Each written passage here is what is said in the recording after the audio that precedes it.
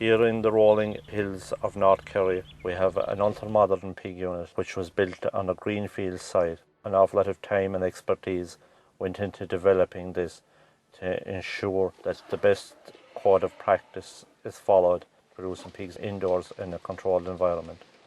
We might all like to see pigs outdoors, but unfortunately outdoor pigs will not feed the world. We have to have pig facilities like this.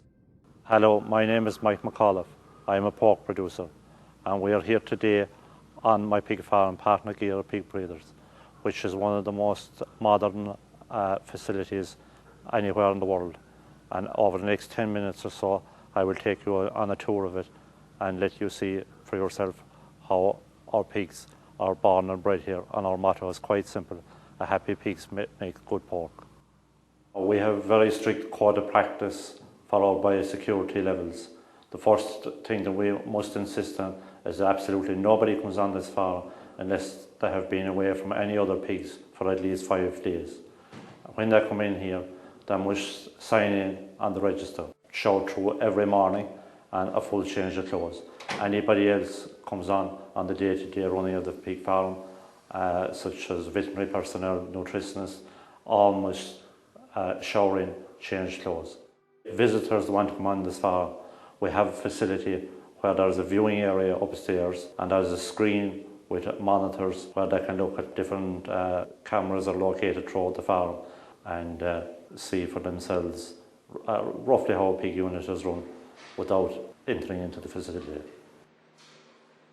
It ensures that our high health status of minimal disease pig farm, which is no use of antibiotics, and this is the way we want to keep it.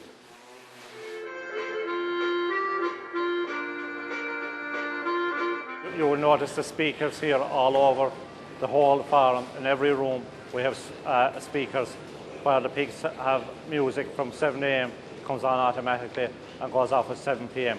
We find this relaxes the piglets. As you can see here, how well they're lying out, you know, how relaxed they are. And when we come into the house, they don't jump up, they don't get scared. So like we find this music is very relaxing for them. We use this area when they come from the labour unit. They're put in here to help to get acquainted with the other sows. Because if we didn't do this, they would bully one another. So we have to, in order to get them to mix together, we use the straw to help enhance them. And they're moved in here then, and then they're inseminated in this area. So we use the boar to help to stimulate them. We have play toys for the boar to play with, such as this, stop the boredom, and some of these, and we also have them in front of sows to help avoid boredom. And after they're inseminated, they're transferred down to the other area where they're mixed maybe in batches of a couple of hundred sows. So we also have here, if you notice, we have natural light. We have a special insulated panel which allows natural light in, retain the heat, keep the cold out, and it gives the sows the effect of being outdoors with actually being indoors. Now when they're transferred from the service area after they've been mated, they're transferred into these groups, which mix in maybe over 100 sows. As when sows are mixed in groups above 80, it has been proven that they do not bully one another. They do not recognise one another when it goes above 80 sows. So that's why we have bigger groups. So they all have transponders in their ears. And here is what I do to get the information from the sow. It picks it up with this transponder here on the ear, on this round button tag here on the ear, and I get the information on this, and I can put it all. I have it all stored here on this PDA. So all information as when the sow was served, when she's due to farrow, any vaccinations she might get, it's all put in here. We also have these nesting areas for the sows where they can lie on solid areas. They're forming groups of their own for all the world, like their own families, and they kind of stick together in these places where they sleep. And then they come and they go to these feed stations, as we call them. This is where they go to be fed. When they go in, station picks up that transponder number, for argument's sake, sow number 100 must get so many kilos of feed. So it'll automatically give it her. This feed station works in such a way she comes in and she's given the amount of feed she needs, and it can separate her out. Normally she goes out one gate. If she's due for vaccination or due to go into the labour unit, she's sent out this gate. This gate opens, she's sent out here into this special area. It takes a lot of the labour out of it. Over here in where it says number 12 is actually a bore station unit. What happens there is that a boar is inside there. If a sow goes to visit him so many times in the 24 hours, it shows, you know, she's coming on heat. If she shows more interest in what she should show, it shows she's coming on heat. So it was just pick for argument's sake, sow number 100. She visited the boar so many times.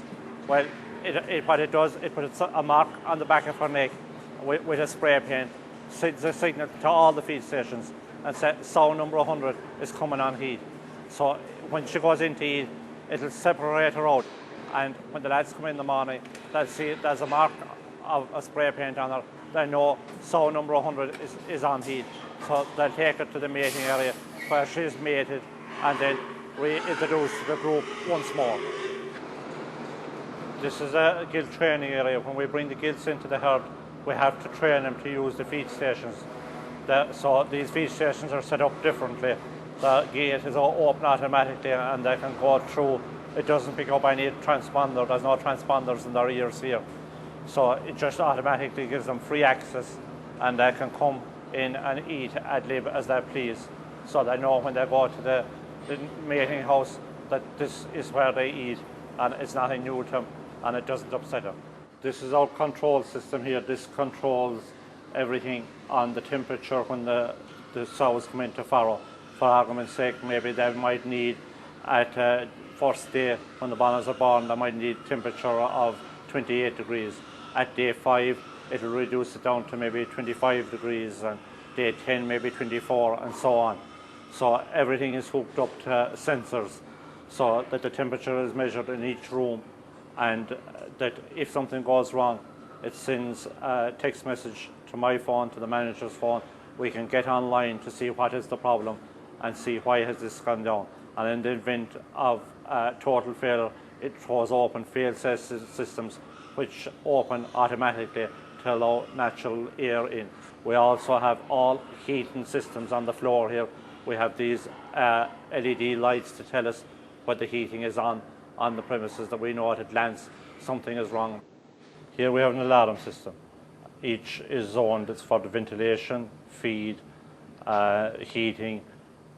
So every house is zoned on its own. If something goes down, this sends the signal on the mobile phone. We can get into it and check out. Also, the siren goes off here. So when the lads are on the farm, the siren goes off. They go to investigate immediately. So we have to make sure that they're not without feed for even 1 hour, or they're not even without heat for 1 hour. What we're looking at here is that we are rainwater harvesting. All the rainwater that's collected on the roofs here is all filtered through and transferred to a holding tank. We hold all the water for washing, is all recycled roof water, and we use that completely through the sprinkler systems. We have a sprinkler system right throughout the houses, and this is used solely for washing purposes. These piglets are just after being born, and as we can see, she has a big litter of bonnets. So this is telling me one thing, that this sow is very happy. You know, if we treat our pigs well as a farmer, they produce a lot of piglets, and we have them in here in this environment where it is controlled. Some people would say, oh, they should be allowed outdoors to roam. But if this happens, you know, we have a lot of mortality in pigs. And I, as a pig farmer, you know, have to be happy to know that my piglets are looked after very well. We have this anti-crush bars. These bars here stop the mother lying on the piglets so that she does not crush them. Whereas if we had them outdoors or another place, we could not control this. And also we have bars here on the side can be adjusted as the piglet gets older. We have a controlled heated pad down here. This is kept at a temperature all the time. So the piglets go and they lie on this. They don't lie here. Under this is colder for the mother to lie on. It's made of cast iron. This is made of plastic. He moves out, he lies here. So they're in here for about 28 days. After this, they are transferred. The sow goes one way to the service area. The piglet goes out the other door to the nursery.